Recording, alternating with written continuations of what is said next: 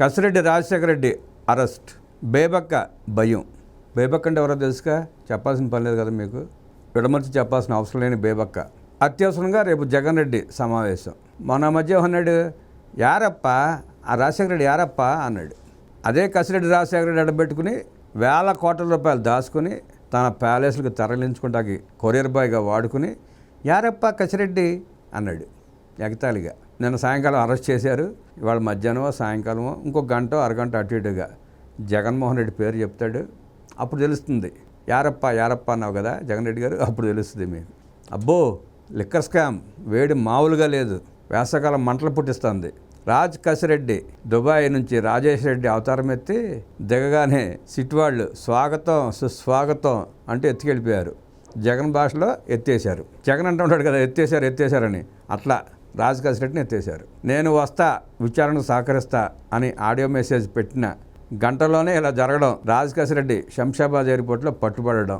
మారు పేరుతో వచ్చాడు అంటే ఇంతకీ ఏపీ లిక్కర్ స్కామ్ కేసులో అసలు బ్రాండ్ మార్పిడి కూడా జరిగిందా?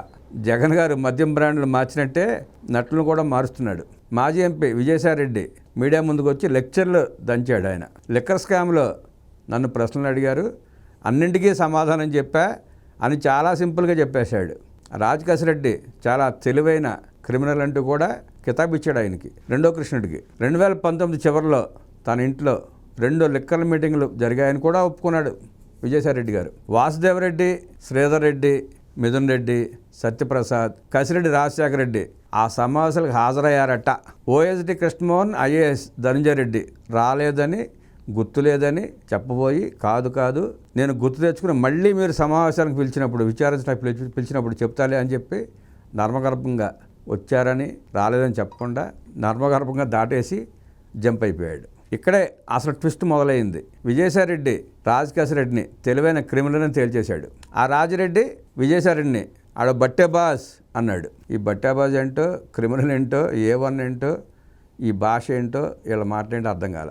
భోషడికే అన్న మాటకి అర్థం తెలిసిన వీళ్ళకి బట్టేబాజ్, క్రిమినల్ అంటమేంటో కూడా అర్థం కాల. పైగా విజయసాయిరెడ్డి గారు ఏమంటాడు, రాజ్ కసిరెడ్డిని పార్టీలో పెద్దలే నాకు పరిచయం చేశారన్నాడు.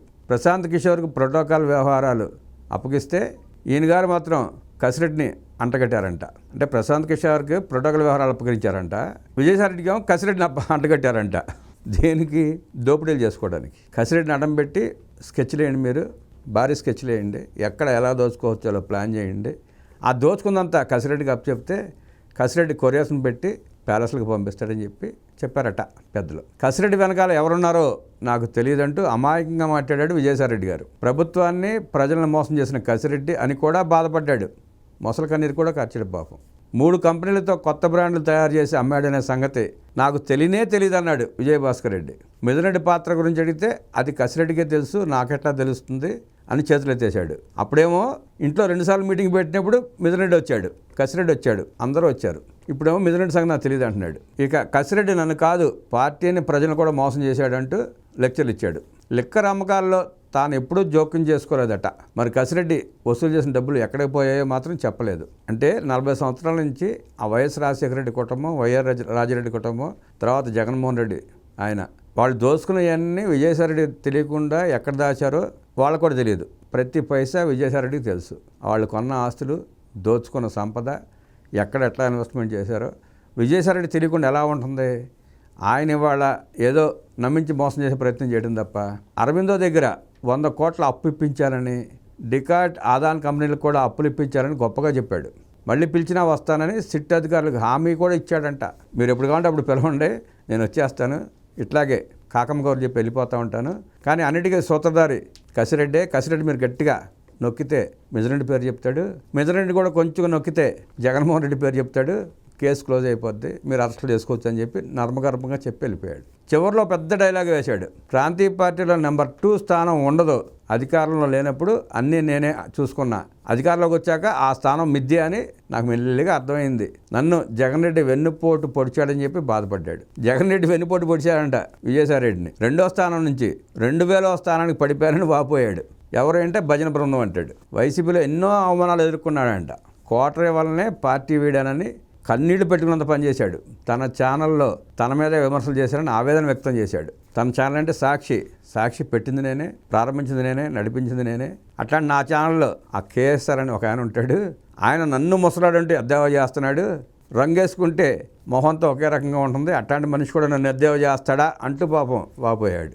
నేను వ్యవసాయం చేసుకుంటా, ఇంకా ఏమైనా చేసుకుంటా, సాక్షి మీడియాకు ఎందుకట అనవసరాతలు ఎందుకు రాస్తోంది అంటూ సూటిగానే ప్రశ్నించాడు. చివరగా మద్యం షాపులో బిగ్ బాస్ ఉన్నాడా లేడా నాకు తెలియదు అని బాంబు పేల్చాడు. అంటే మద్యం కుంభకోణం వెనకాల బిగ్ బాస్ ఉన్నాడా లేడా అని అడిగితే నాకు తెలియదు, మీరు కసిరెడ్డి రాజశేఖర్ని గట్టిగా ఒత్తితే నిజాలు చెప్తాడని కూడా చెప్పాడు. తర్వాత ఇక కసిరెడ్డి ఆడియో మెసేజ్ వింటే నవ్వాలో ఏడవాలో అర్థం కాదు. నోటీసు ఇచ్చారని 24 గంటల్లో స్పందించానని చెప్పాడు.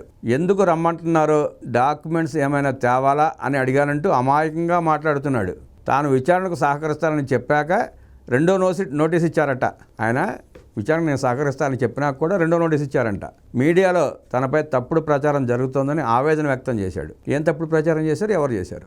మీరు దోచుకున్న వేల కోట్ల రూపాయల గురించి చర్చ చేస్తున్నారు. అంటే మీరు దోచుకునే విధానం కొత్తగా ఉండేటప్పటికీ ఓహో ఇలాగా కూడా దోచుకోవచ్చా అని ప్రజలు నిర్గాంతపోయి ఆశ్చర్యపోయి, ఏంద్రా మాకు ఈ కర్మ, ఒక్క ఛాన్స్ అని తీసుకొచ్చి నెత్తి మీద పెట్టుకుంటే నెత్తి మీద బొచ్చంతా పెరిగేశారని చెప్పి చర్చలు జరుపుకుంటున్నారు. ఇంకా నీ మీద చెప్పుకునేదా ఉంది? నీ మీద కొత్తగా చెప్పుకుంటాక ఏముంది రాజిరెడ్డి?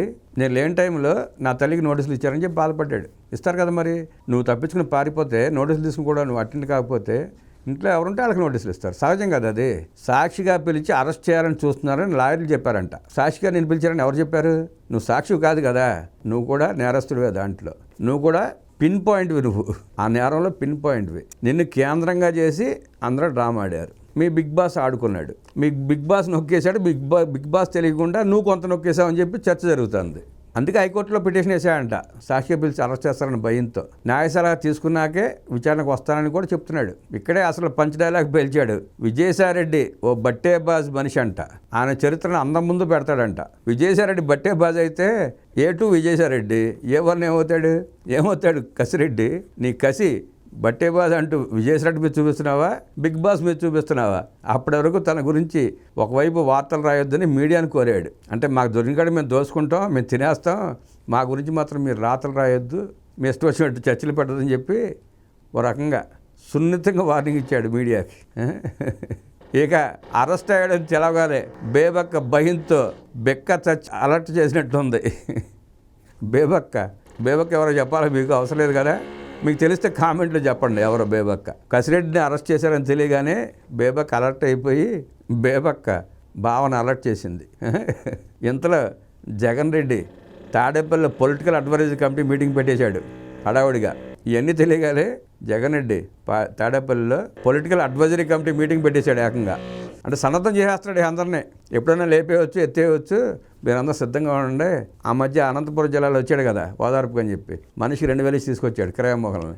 అట్లాగే మీరు అందరూ 2000, 3000 ఇచ్చి జనాన్ని పోగు చేసి కత్తి అడవాడు చేయండి అని చెప్పి మీటింగ్ పెట్టాడన్నమాట. ఇప్పుడు అత్యవసరంగా మీటింగ్ ఎందుకు పెట్టాడో ఎవరికి అర్థం కాల. కసిరెడ్డిని బకరాన్ని చేయడానికా లేక ప్రజల దృష్టిని మళ్లించడానికా కొత్త డైవర్షన్ స్కెచ్చా అని జనం గుసగుసలాడుకుంటున్నారు. జనం కాదు, జనం అంటే వైఎస్ఆర్ కాంగ్రెస్ పార్టీ కార్యకర్తల నాయకులు, వాళ్ళే గుసగుసలాడుకుంటున్నారు. మాకేంద్ర ఈ కర్మ, మాకు కూడా చుడతాడేంటి ఈ తేనె తుట్టిని తీసుకొచ్చి అని చెప్పి ఎవరికాడు వణికిపోతున్నారు. కసిరెడ్డిని బలిపసం చేసి మిగతా వాళ్ళు అందరూ క్లీన్ చీట్ తెచ్చుకోవాలని చూస్తున్నారేమో. నాకు తెలియదు అంటూ అందరూ తప్పించుకుంటే అసలు కథ ఎక్కడికి పోతుంది? కసిరెడ్డిని ఒక్కడనే బలి చేసి తప్పించుకుందామని చూస్తున్నారా? జగన్ రెడ్డి మీటింగ్లో ఏం మాట్లాడతాడో, ఏం ప్లాన్లు చేస్తారో చూడాలి. లిక్కర్ స్కామ్లో బిగ్ బాస్ ఎవరు అనే ప్రశ్న మాత్రం అలాగే మిగిలిపోయింది. నాకు తెలియదు అనే జవాబు వింటే మరి ఎవరికి తెలుసు అని అడగాలనిపిస్తుంది అందరికీ. ప్రజలకి ఎవరికాడు నాకు తెలియదంటే షర్టు కాలర్ పెట్టి లాగి ఒకటి పీక్ అడగాలనిపిస్తుంది అందరికీ, మరి బిగ్ బాస్ ఎవడని. విజయసాయిరెడ్డి కసిరెడ్డి మధ్య నువ్వెంతంటే నువ్వెంత అనే వార్ మాత్రం రంజుగా సాగుతోంది. కోళ్ళు కొట్టుకుంటాయి కదా, కోడి పుంజులు. సంక్రాంతి సంబరాల్లో బరిలో కోడి పుంజులు కొట్టుకుంటూ ఉంటాయి. వాటి యజమాని మాత్రం బరి పక్కన నుంచి చూస్తూ ఉంటాడు. కొట్టుకుని ఒకసారి 2 చచ్చిపోతాయి. అట్లాగే ఇప్పుడు కూడా నువ్వెంత అంటే నువ్వెంత మాటల యుద్ధం నడుస్తుంది. రేపు ఏ యుద్ధం నడుస్తుందో కానీ ప్రస్తుతం అయితే మాటల యుద్ధం నడుస్తుంది. నేను అమాయకుడని విజయసాయిరెడ్డి, నువ్వే క్రిమినల్ అని కసిరెడ్డి ఇద్దరు అనుకుంటున్నారు ఒక్కొక్కళ్ళు. ఈ ప్రేమ కథ ఎక్కడ దారిస్తుందో వేచి చూద్దాం. మొత్తానికి ఈ లిక్కర్ స్కామ్ ఒక సీరియల్ లాగా సాగుతోంది. రోజుకో ట్విస్ట్, రోజుకో కొత్త పాత్ర. జనం మాత్రం పాప్కార్న్ తింటూ ఇంకా ఏం జరుగుతుందో అని ఆసక్తిగా ఎదురు చూస్తున్నారు. మధ్యలో మిథున్ రెడ్డి, పైన బేబక్క, హ్యాండ్లింగ్ వరకు చాలా లింకులు ఉన్నాయి. కవితక్క లెక్కన బేబక్క తిహార్ వరకు వెళితే పొంచి ఉన్న ఆడపడుచు కొల్లబొడి చేస్తుంది. కవితక్క లెక్క బేబక్క కూడా తిహార్ దాకా వెళ్తే ఆడపడుచు కొల్లబొడిచి వదిలిపెడుద్ది. జరిగిన అవమానాన్ని తెలుసుకుని రోజుకో రకం కొల్లబొడుస్తుంది. ఈ కవరప్పుల కోసం లోన్లు ఇచ్చిన 60వ వారి వరకు, ఇంట్లో మద్యం మీటింగ్లు పెట్టించిన A2 వరకు ఏ డ్రామాలు ఆడతారో ఆసక్తిదాయకం. బాబాయ్ మర్డర్ స్టోరీలోనే గుండెపోట్లు కదలాలనే బేబక్క మీడియాలో ఇవాళ రాత్రి నుండి ఏ కథలు వడ్డీ వారిస్తారో చూడాలి.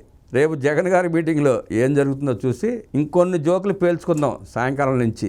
ఆఖరికి బేబక్క వక్రాక్షిలో వచ్చే కథనాల కోసం వేచి చూద్దాం. చక్కగా నవ్వుకుంటా కూర్చుందాం. సరదాగా రోజుకొక చర్చా కార్యక్రమం పెట్టుకుందాం. మిత్రుడు చాకిరావు వెబ్సైట్ నుండి ఈ ఆర్టికల్ని మీకోసం వినిపిస్తున్నా. వినండి, సరదాగా నవ్వుకోండి. బేబక్క ఎవరో కామెంట్లో చెప్పండి. నమస్కారం.